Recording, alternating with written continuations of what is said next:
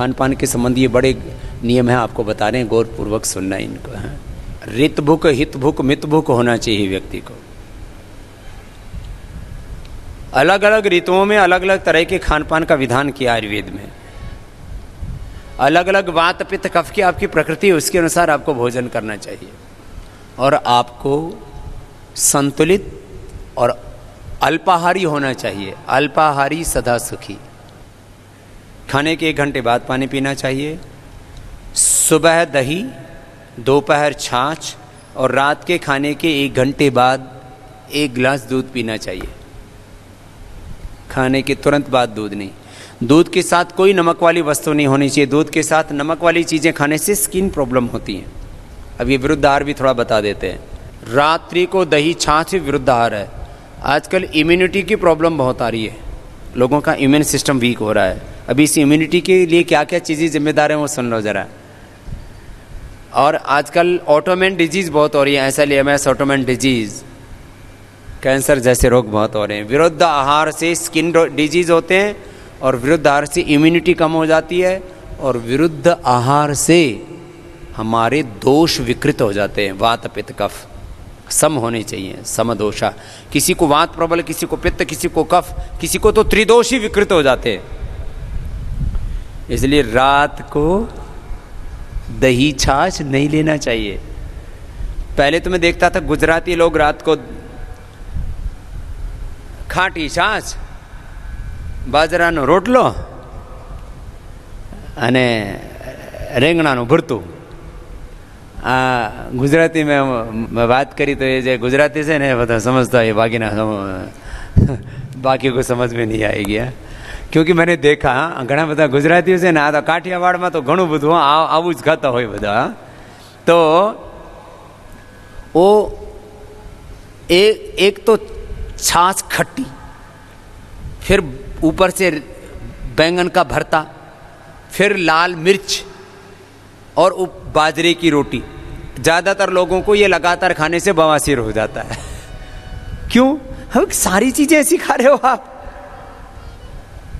और वो रात को भी खा रहे हो। रात को नहीं, दोपहर छाछ, सुबह दही। दही भी खट्टा होता है ना, तो पित्त बढ़ जाता है उससे।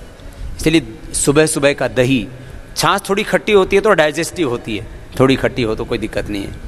आजकल तो उसको स्वादिष्ट बनाने के लिए लोग लवण भास्कर, हिंगवा स्टक अथवा थोड़ी सी हरी मिर्च, जीरा और थोड़ा नमक हल्का सा डाल देते हैं तो बहुत डाइजेस्टिव होती है।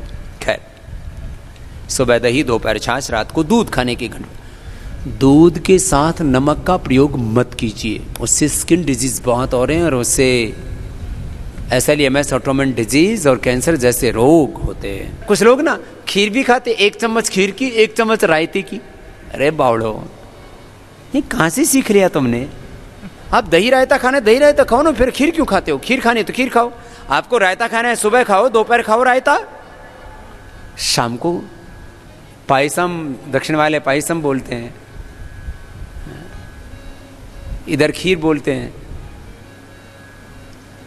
आपको खीर खानी है तो रात को खाओ, या खीर खानी है तो फिर उसके साथ, तो खीर के साथ तो कोई खीर और मालपुआ खाते थे, खाओ।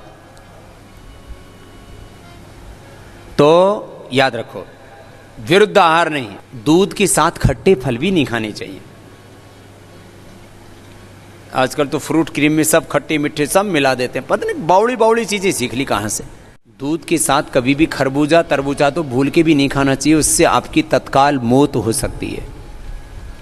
यहां तक कि खरबूजा तरबूजा खा के तो ऊपर से तुरंत पानी भी नहीं पीना चाहिए, उससे बॉडी में रिएक्शन होकर के मृत्यु तक होती है। और हमने ये लाइव एग्जाम्पल देखे हैं, सुने, इसलिए आपको कह रहे हैं।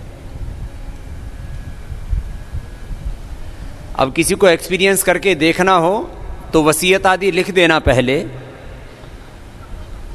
और तरबूजा खा करके ऊपर से दूध पियो, बच जाओ तो भगवान का कोई विशेष अनुग्रह है, बाकी परलोक तो सीधे जाओगे।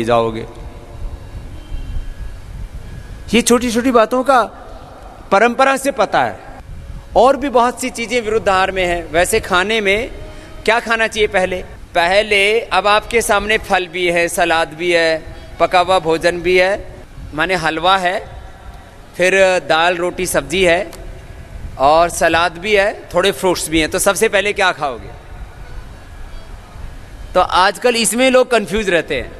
अब इसमें भी कई मान्यताएं हैं। कुछ लोग कहते हैं कच्चा और पका हुआ एक साथ नहीं खाना चाहिए, इसमें ज़्यादा दिक्कत नहीं है, आप कच्चा पक्का खा सकते हो। ज़्यादातर भोजन हमारा कच्चा होना चाहिए, अंकुरित होना चाहिए। जो अंकुरित भोजन लेते हैं उनके बॉडी में टॉक्सिन्स नहीं बढ़ते हैं, टॉक्सिन्स साफ होते रहते हैं। इसलिए यदि रोज आप अंकुरित सुबह सुबह ले सकें तो बहुत अच्छी बात है, नहीं तो सप्ताह में कम से कम एक दिन अंकुरित। अब देखो मैं आप पूरा फूड साइंस आपको बताता हूँ, बड़ा विषय है ये, फिर औषधियों पर आऊँगा। फूड साइंस बहुत बड़ी है। तो सलाद, खीरा, टमाटर, पत्ता गोभी, अलग अलग तरह के सलाद होते हैं। और विदेशों में तो आजकल ड्रेसिंग करके खाते हैं। और ड्रेसिंग में क्या होता है, वो लोग डालते हैं ऑलिव ऑयल, अपने यहाँ सबसे अच्छा है ड्रेसिंग के लिए सरसों का तेल, और वहाँ तो सरसों की चटनी बनाते हैं, मस्टर्ड की चटनी। अपने यहाँ टमाटो केचप बहुत बनती है। मेरे से बहुत लोगों ने कहा, बोले बाबा जी आप इधर भी तो लॉन्च करो। अब इधर के लोगों को खाना ही नहीं आता कुछ चीज़ें। अब आप सलाद माने आपके खीरा, करेला, टमाटर, पत्ता गोभी और ऐसे गाजर, ऐसे सब्जियां, और उसमें तेल डाल दो तो खा लोगे आप? आप बेकार लगता है, नहीं खाया जाएगा। इससे उनके पूरे पोषक तत्व निकलते हैं। जितने भी ये सलाद हैं, टमाटर है, गाजर है, जो भी आप पत्ते खाते हैं, इनके पूरे पोषक तत्व निकल पाते हैं। अकेले सलाद पूरी डाइजेस्ट नहीं होती है इनके साथ। तो वो लोग डालते हैं ऑलिव ऑयल, आप डाल सकते हो सरसों का तेल। और आप लोग सरसों की चटनी घर में भी बना सकते हो। सरसों की चटनी बहुत अच्छी होती है। ऐसे इधर तो टमाटर, मटर, हरा पुदीना, इसकी तो चटनी बनाते ही हैं। आप देखो उधर गुजरात में जो है वो सींगदाना की भी चटनी बनाते हैं। साउथ में भी अलग अलग तरह की चटनी बनाते हैं। तो क्या है, ये भी मस्टर्ड बहुत अच्छा होता है थोड़ी मात्रा में शरीर के लिए। खैर, तो सबसे पहले खाओ सलाद और फल, उसके बाद खाओ भोजन, और अंत में मिष्टान्न। सबसे भारी भोजन सबसे अंत में, जो भी खीर, हलवा आदि है। और जो मीडियम भोजन है वो बीच में, मीडियम वाला मीडियम में, और सबसे हल्का सबसे पहले। कुछ भोजन भट्टो होते हैं वो सबसे पहले हलवे में हाथ आजमाते हैं। बोले रोटी तो रोज खाते हैं, क्यों अन्न के साथ कुश्ती की, अब तो हलवा ही खा लो। तो हलवा खाओ तो केवल हलवा ही खाओ, फिर और चीज़ों को क्यों परेशान होते हो फिर, है?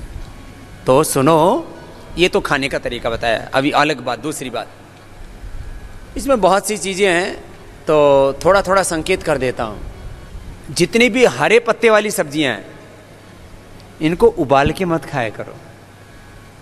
और आंवले को भी उबाल के, आंवले का तो ताज़ा का रस निकालो ना, उसमें जैसे आपको जो आंवला जूस देते हैं ना पतंजलि की तरफ से, उसको उबालते नहीं है। उबालने से विटामिन सी उड़ जाता है। बहुत से विटामिन, न्यूट्रिएंट्स, माइक्रोन्यूट्रिएंट्स, बहुत से पोषक तत्व उबालने से उड़ जाते हैं। तो सलाद और इनको तो ऐसे ही रखना चाहिए। और अंकुरित को भी कुछ लोग उबाल के खाते हैं, वैसे उसको भी वैसे ही खाना चाहिए। उबालने से बहुत से पोषक तत्व नष्ट हो जाते हैं। अच्छा, मनुष्य को छोड़ करके बाकी कोई जीव जंतु उबाल के खाते हैं क्या? ये हाथी इतना बड़े घास पत्ते खाता है, गन्ना और तमाम केला आदि सब ऐसे कच्चे खाता है। गाय भैंस सब कच्चा खाती हैं। जितने भी शाकाहारी जीव वो भी कच्चा खाते हैं, और मांसाहारी भी कच्चा ही खाते हैं। शेर आदि, कुत्ता आदि जो भी हैं।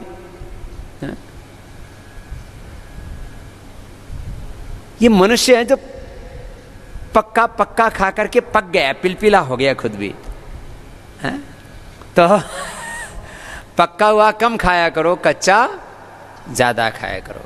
कच्चाहारी, फलाहारी, रसाहारी, रसाहार, कच्चाहार, फलाहार, ये सात्विक आहार होते हैं, इनको लिया करो। आज बाबा जी ने स्वास्थ्य से संबंधित बहुत ही शिक्षाप्रद जानकारी दी है। आशा करता हूं कि यह स्वास्थ्य से संबंधित शिक्षाप्रद जानकारी आप लोगों को अवश्य पसंद आई होगी। तो दोस्तों, अगर यह शिक्षाप्रद वीडियो आप लोगों को पसंद आया हो तो इस वीडियो को लाइक करें और अधिक से अधिक लोगों को शेयर भी करें, जिससे और भी लोग यह शिक्षाप्रद स्वास्थ्य संबंधी जानकारी का लाभ उठा सके। और दोस्तों, अगर आपने हमारे चैनल को अभी तक सब्सक्राइब नहीं किया है तो तुरंत हमारे चैनल को सब्सक्राइब भी कर लें, जिससे आप लोगों को नोटिफिकेशन के माध्यम से बाबा जी के यह शिक्षाप्रद वीडियो तुरंत प्राप्त हो सकें। जिससे आप लोग इसी तरह स्वास्थ्य संबंधी शिक्षाप्रद जानकारियों का लाभ उठाते रहें। तो दोस्तों, कल फिर किसी स्वास्थ्य संबंधी शिक्षाप्रद वीडियो के साथ आप लोगों के समक्ष फिर से प्रस्तुत होंगे। तब तक के लिए नमस्कार।